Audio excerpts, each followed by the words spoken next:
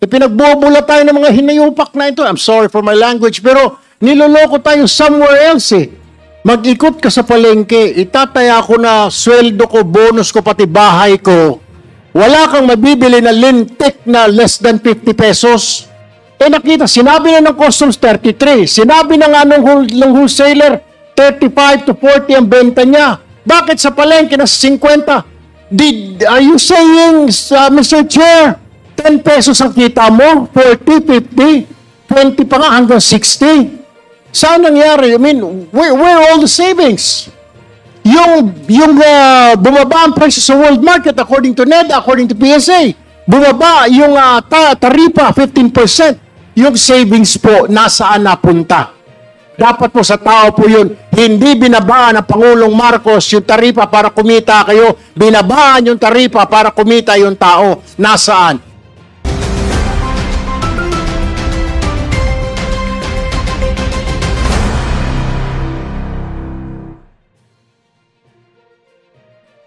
Magandang gabi mga kabalitaan. Huli ka na naman sa balita, no? Narito ang latest Congress hearing. The cost, the landed cost composes of the cost, which includes the freight, the buying price of the declared value of the goods, plus collected duties and taxes from those goods, Your Honor. Alright, hindi pa po kasama doon yung tracking. Paglabas sa customs, labas hindi pa po kasama doon. Yes, Your Honor. Pagdating lang sa pier hanggang sa may sakay nila sa truck nila, going to their warehouse, hanggang doon lang kayo. Yes, How Your much Honor. is, can you give me like per kilo on the landed cost for imported rice? We had an estimate of 33.4. 33.4. Around that figure, Your Honor. 33.4. How many metric tons did arrive this month from overseas?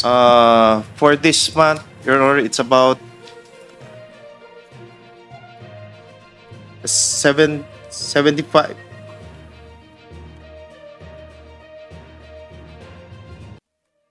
It's about 73,000 metric ton, Your Honor. Right, thank you, Mr. Chair. Let me now direct my question to the importer. Any importers can answer my question. My question, Mr. Chair, for any of the importers. Importers lang po siguro si Ma'am Chu, right? Do you know anything? How much from your importer, from your client? Importer po siya, di po ba? Magkano po ang pasa niya sa wholesaler? You said yung client mo is just a mere importer. So magkano po ang pasa niya sa client niya? We're talking about 33 pesos something.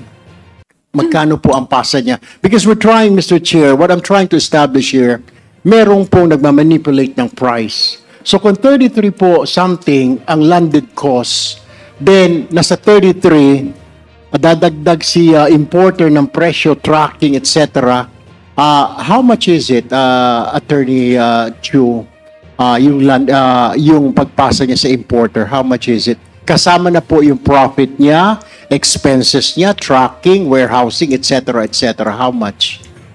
Your Honor, hindi ko po nakuha yung landed cost, but the rate that we sell it to our wholesaler, I was told, it was 41. Noon po, before the tariff decrease, it was 48. And now po, binaba na po nila to 41. 41 ang pasa po nila. So kasama na po doon yung profit. We're talking about kasama na po ang profit, and then yung transportation, warehousing, etc., expenses. All in na po yan, 41. Alright. Ang pasa niya po sa wholesaler or pasa niya sa retailer? Wholesaler lang po. They don't sell to retailers. Okay, so 41 po wholesaler. All right. Now, my question is, who's the wholesaler here? Can somebody? Yeah, Mr. Cruz, right? Mr. Cruz, Mr. Chair, how much naman po pag nakuha po ninyo? Is it the same? You're getting the same price pag kuha ng binibenta sa inyo at 41 yung imported rice ng importer, or nakakuha kayo na mas mababa pa as wholesaler? Same lang po, Your Honor. Alright, 41, right? Magkano po ang pasa na ninyo sa retailer, sa mga retailer ng bigas po at 41? Magkano po ang pinapatong ninyo? Kung pasa lang po, ang 35, between 35 to 40 po ang presyo namin. 35 to 40 ang ibinibenta nyo po sa retailer.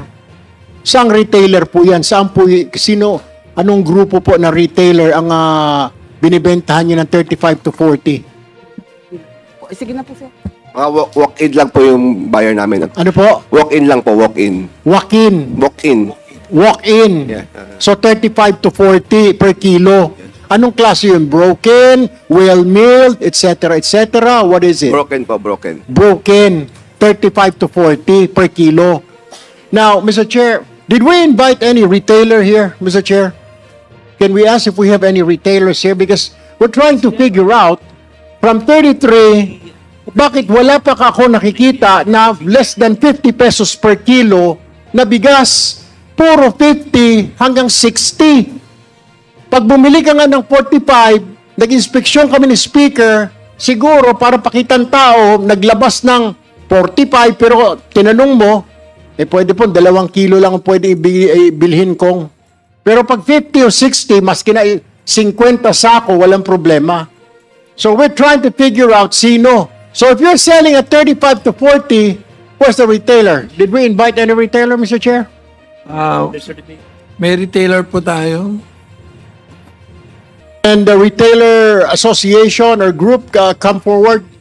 Because we're trying to figure out saan po dito ang pumatong na napakalaki. Pasensya na po. Meron? Yes, Mr. Chair, I think I saw si Sir Orly, the former president of Grecon. Sa retailers po yun, Kong Erwin.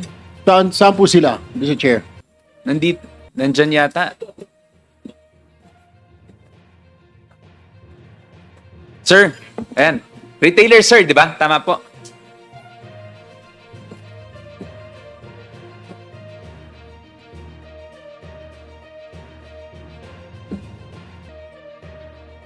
Hello po, magandang hapon po sa lahat. Si Orlando Manuntag po from Grains Retailers Confederation of the Philippines. Yung po sa presyo po na nakukuha po ng mga retailers po sa Bulacan, ito po kasi yung pinakamalapit po sa Manila eh. Usually po, nakakabili po yung mga retailers ng 38, papasa naman nila ng plus 4 pesos or 5 pesos. So nasa market po ng 42 or 43. Ito po yung mga broken. Yung naman po mga well-milled rice, nabibili po nila ng 1,950.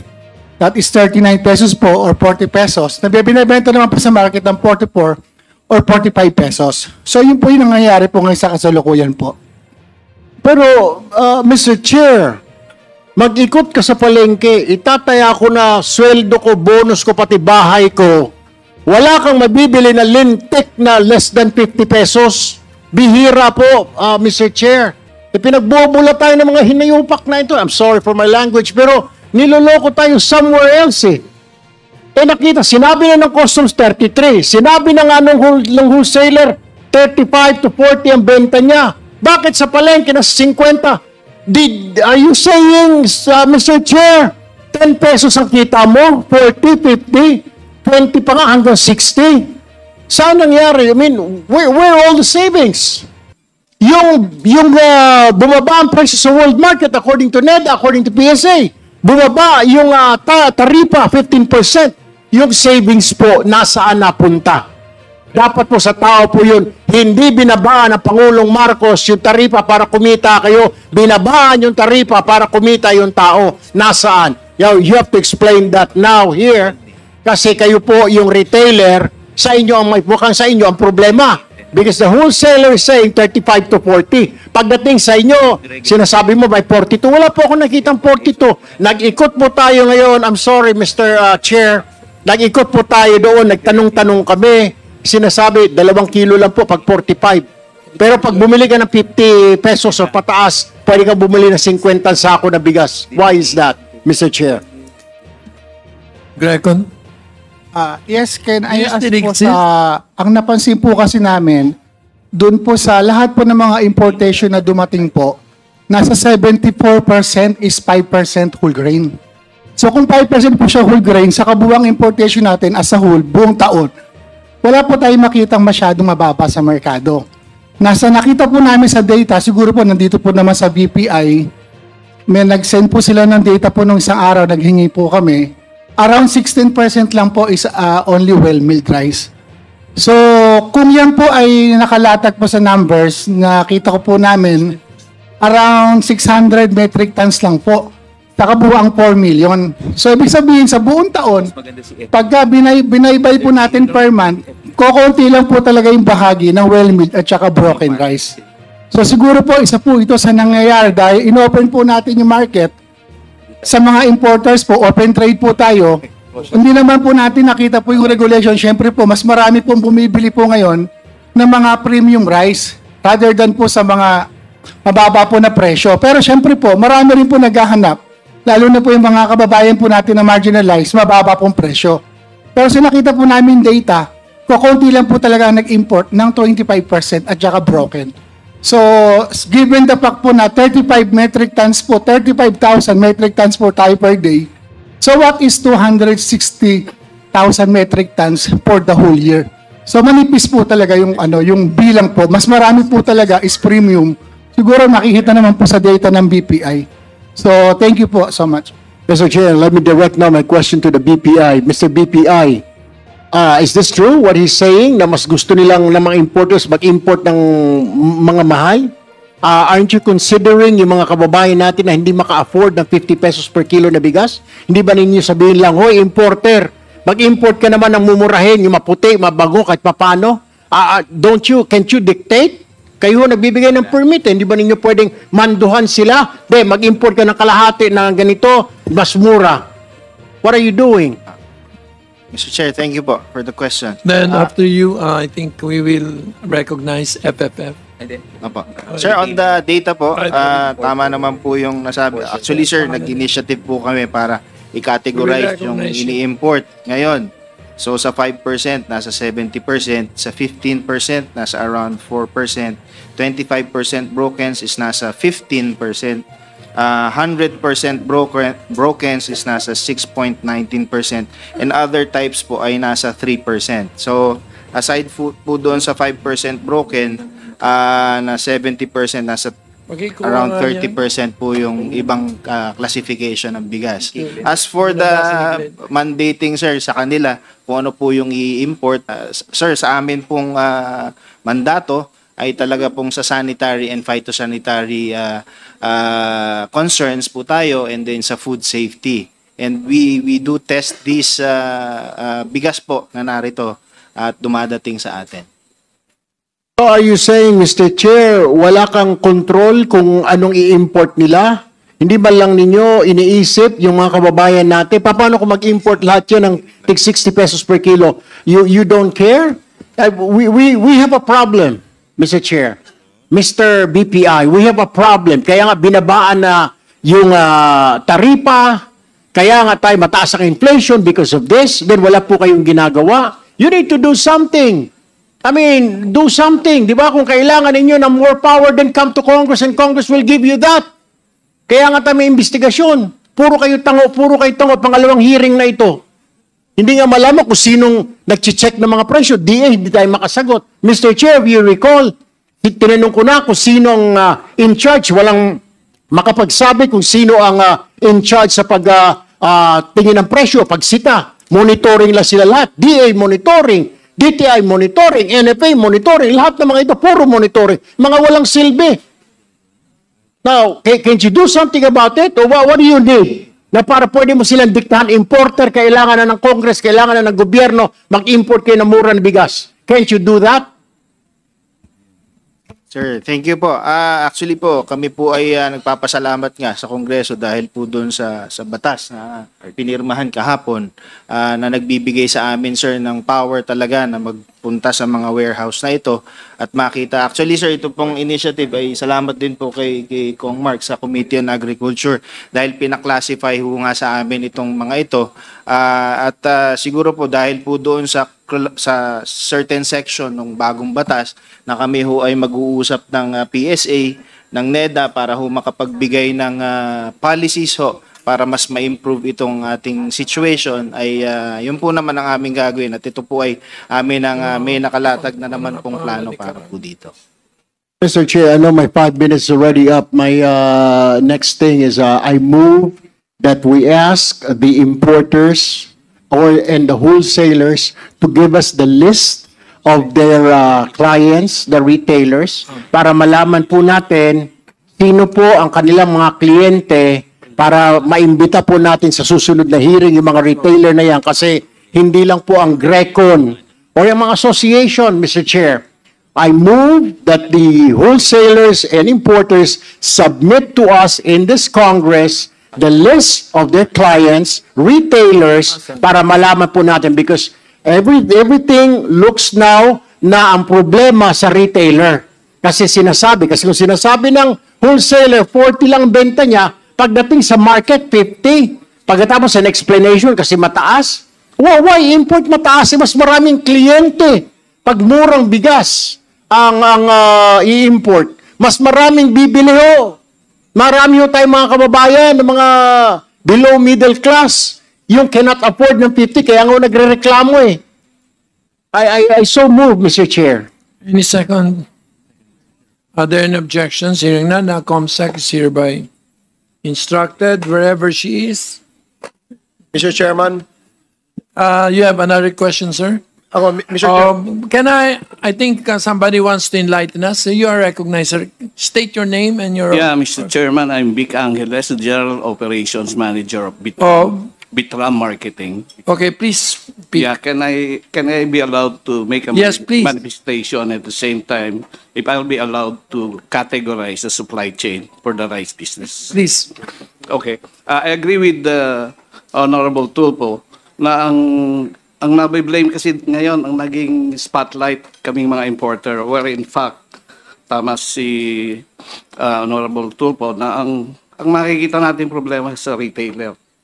Now, if I may be allowed to categorize, nagkakaiba kasi yung ang naging definition natin, importer, wholesaler, retailer. So tatlong level lang. In reality, there are a lot of levels. There are a lot of category. Kami importer, we sell to wholesaler. Then the wholesaler sell to dealer. The dealer sell to stores. And the stores or to online seller. So, kung titingnan mo yung presyo, let me recall. Bago in-impose yung 15% na baba ng tariff duties, we were selling then at 1,310 per 25 kilos. That's for the premium DTA rice.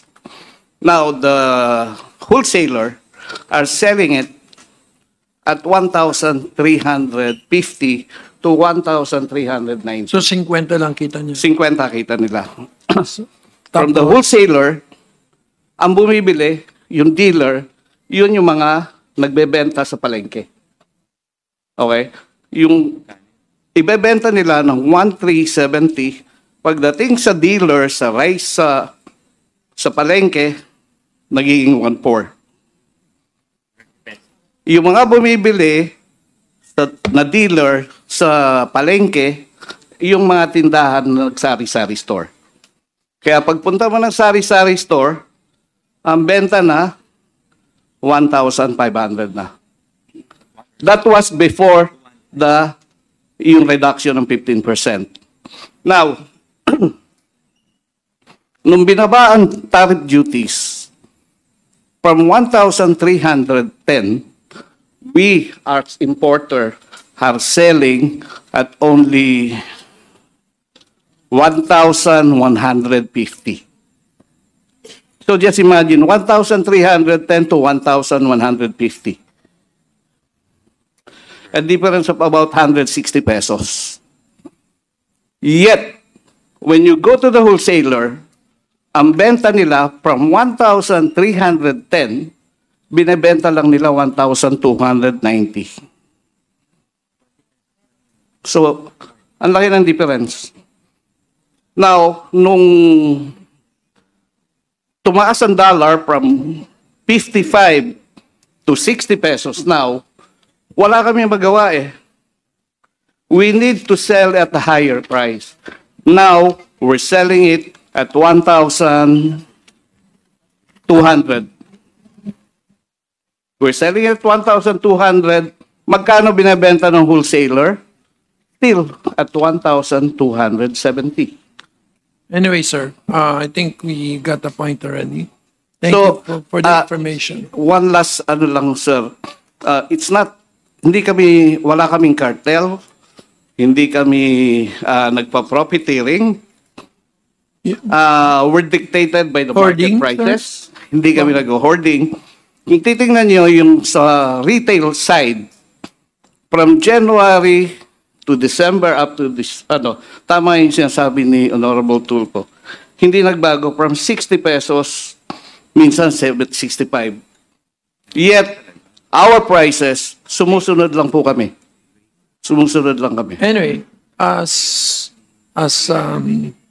mandated by the motion of Congressman Tulfo, we'll be sending you letters for you to fill up with respect to the kind of value chain for each of the importer until it reaches, I don't know whether you can reach your retailer.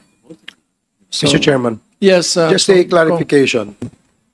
Over here, sa left side. May I ask Congressman Tulfo if you're okay, you ready? Yes, Mr. Chair. Just one last thing, Mr. Chair. Kaya nga we want to invite the Association of Retailers para malaman po natin who's telling the truth. Because they're finger pointing now. Ang sinasabi ng wholesaler, mababa ang bigay nila. Ang sinasabi naman ng retailer, no, ganito na nakuha natin. We heard it from Grecon. Pero Grecon is just one association. There's a lot of association of retailers, of rice retailers. We need to invite him, Mr. Chair, so that we would know. At for now, nakikita po natin, based on the explanation of the importers, mababa yung bigay nila, so tumataas, sumisipa ang presyo pagdating sa retailers.